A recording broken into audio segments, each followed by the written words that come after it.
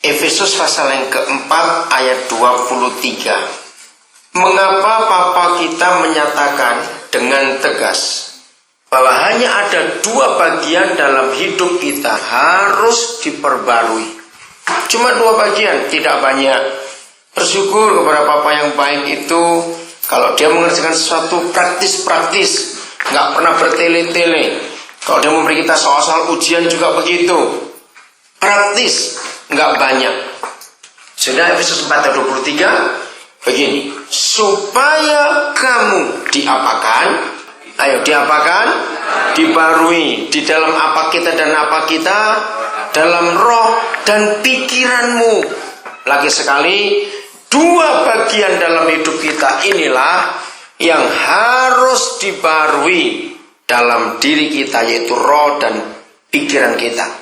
Kalau ada kata dibaharui, ya coba perhatikan, kalau ada kata dibarui, itu berarti sekali atau terus menerus. Jawab, sekali atau terus menerus? Pasti terus menerus. Kita lihat sekarang Kolose 3 ayat yang ke-10. Judulnya apa di dalam mulai ayat yang kelima? Alkitab saudara, judulnya apa? Manusia baru. Nah, Papa sangat rindu terus ada pembaruan dalam hidup kita. Saudara, maka itu semua manusia dari anak-anak sampai orang dewasa. Dan dari anak-anak sampai orang dewasa, semuanya pasti senang barang-barang baru, betul tidak? Pasti senang. Nah, seperti itu Papa kita dicoba. Kita hidup sebagai manusia yang dibaharui. Nah, ayat 10 saya baca langsung pasal 3 ini. Dan telah mengenakan apa? Manusia baru yang kondisinya bagaimana? Ayo kondisi, baca Alkitab saudara. Kondisinya bagaimana? Terus menerus diapakan?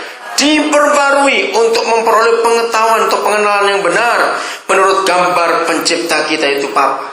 Kira-kira kalau saudara ditawari sebuah produk dari sebuah pabrik garment, pabrik pakaian, produk itu luar biasa. Begini, sekali Anda beli produk kami, entah pakaian atau baju, entah rok, entah celana, model apa saja, begitu saudara pakai produk kami, nggak perlu beli lagi. Karena tiap kali dipakai, dia ganti model sendiri, dia jadi baru lagi. Kira-kira saudara senang nggak beli produk seperti itu?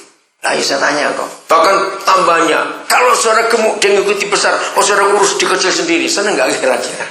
Nah, itulah gambaran ayat 10 ini. Begitu kita diperbaharui sejak kita jumpa Tuhan Yesus. Saudara, proses pembaruan itu berapa kali? Kalimat ini penting.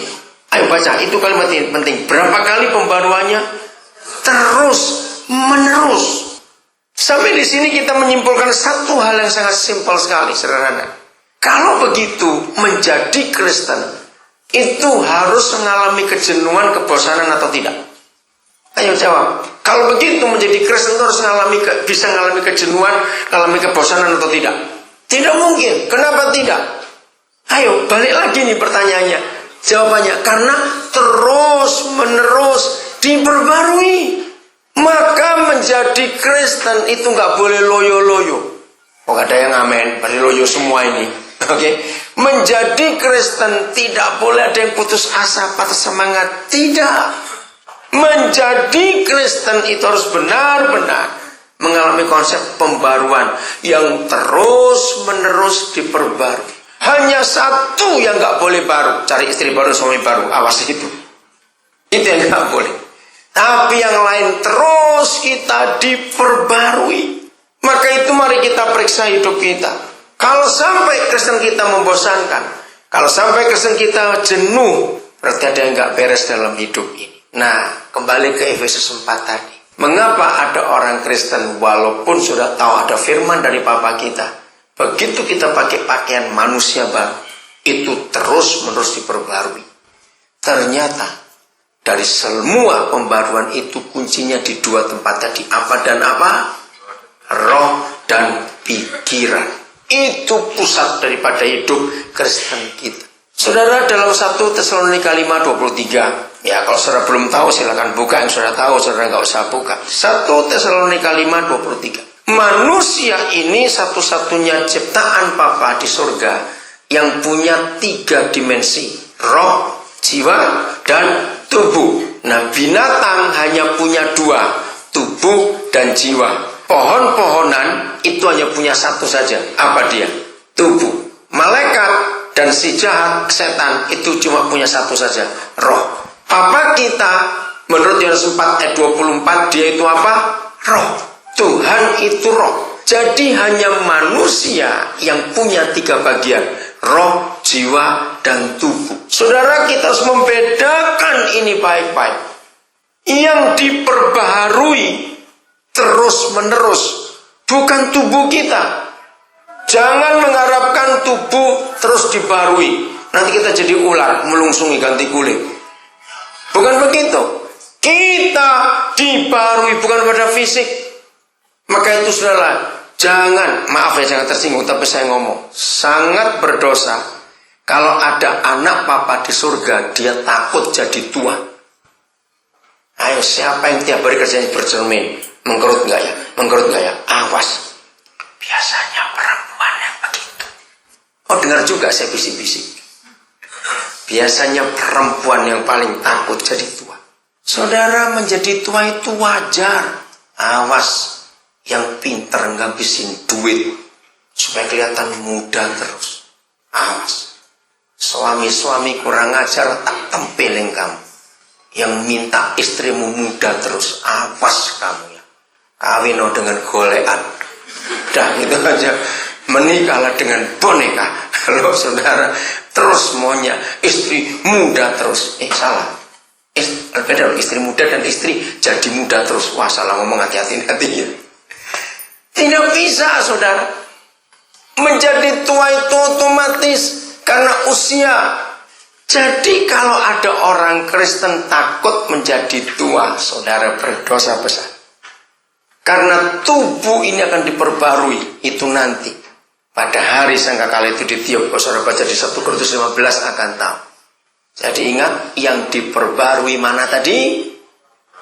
Roh dan pikiran. Bukan fisik. Maaf ya jangan tersinggung. Ayo ngomong aja saudara.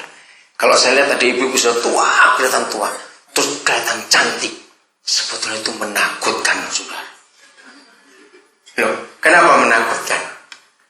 Kayak kuntilanak. Maaf jangan marah. Tua itu, jelek itu wajar, katakan amin. Ayo semuanya ngomong. Menjadi tua terus jelek itu wajar. 1, 2, 3. Loh, tidak pernah ngomong, ayo. Menjadi tua, jelek itu wajar. Betul tidak? Maka itu sangat salah kalau orang Kristen takut menjadi tua. Maka itu yang rajin ngentekno duit. Narikin kulit terus, tuarik terus, kenceng terus. Awas kamu ya. Untuk Injil meditnya luar biasa. Nari wajah, berani bayar jutaan. Awas kamu. Untung Tuhan gak kayak saya. Nah, kayak saya tak pelintir. Siapa pernah dapat SMS yang cerita kayak begini? Jadi ada seorang ibu, dia meninggal umur 48 tahun. Nah, waktu dia sampai surga, dikasih kesempatan. Sebetulnya kamu tuh belum waktunya mati. Jadi aku minta kamu balik lagi, anak-anakmu masih perlu kamu. Oh, dia senang. Tuhan kasih tambah dia umur 20, tambah 25 tahun lagi. Jadi umurnya mati 70 sekian, 48 tambah 25. Karena dia dapat kesempatan untuk umurnya 25 tahun lagi. Maka begitu dia hidup lagi, langsung ke dokter kecantikan. Dia merubah hidung, merubah pipi, merubah bibir, semuanya dirubah.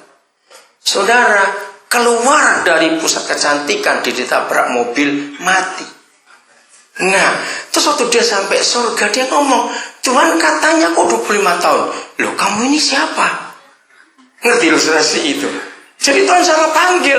Ya, tak kira kamu bukan orang yang itu. Gak bisa balik 2 kali sudah. Ngerti ilustrasi itu, saudara? Jadi, terimalah. Maka itu, saya tahu kok. Kalau para istri itu tersiksa takut tua, itu suaminya yang kurang ajar. Karena terus membayangkan, jangan-jangan nanti kalau aku nggak cantik, nanti dia tertarik pada tetangga bagaimana ya? Wah, aku harus cantik terus. Awas, saudara.